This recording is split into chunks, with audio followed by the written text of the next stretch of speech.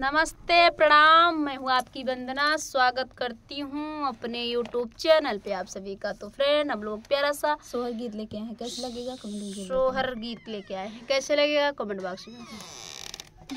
आइए। के करे ई जनमनी कृष्ण कहवा जनमली है, कहवा जनमली है हो बहिनी, कहवा ई जनमल राम के करे घरे सोहर, के करे घरे सोहर हो बहिनी के करे ई जन्मे बलराम, के करे घरे सोहर, के करे घरे सोहर हो देवकी के जनमनी कृष्ण के मथुरा में जनमे त मथुरा में जनमनी हो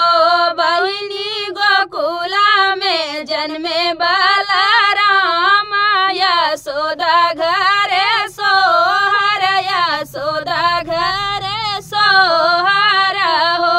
बहिनी, मथुरा में जन्मे बलराम यशोदा घरे सोहर, यशोदा घरे सोहर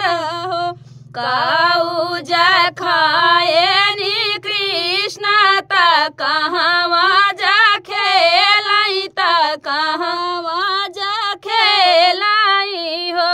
बहिनी, कहवा जा खेलाई बलराम के करे घरे सोहर, के करे घरे सोहर हो बहिनी के बहिनी, कहवा जा खेलै बलराम के करे घरे सोहर, के करे घरे सोहर हो माखन खाए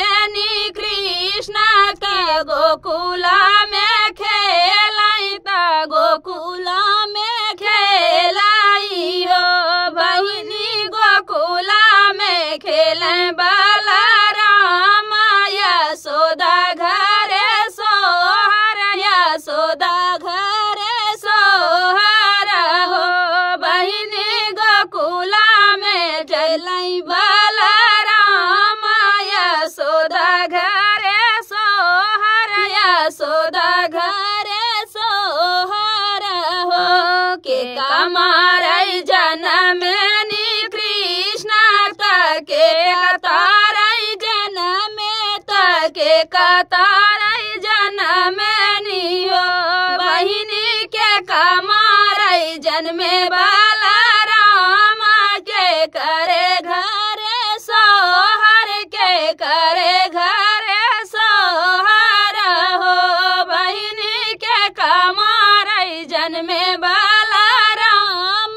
के करे घरे सोहर, के करे घरे सोहर हो कंसा मारै जनमनी कृष्ण देवकी तारै जनमे, देवकी तारै जनमनी हो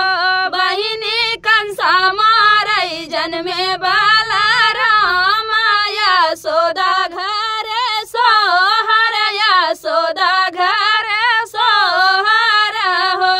बहिनी, कंसा मारै जनमे बलराम यशोदा घरे सोहर, यशोदा घरे सोहर हो।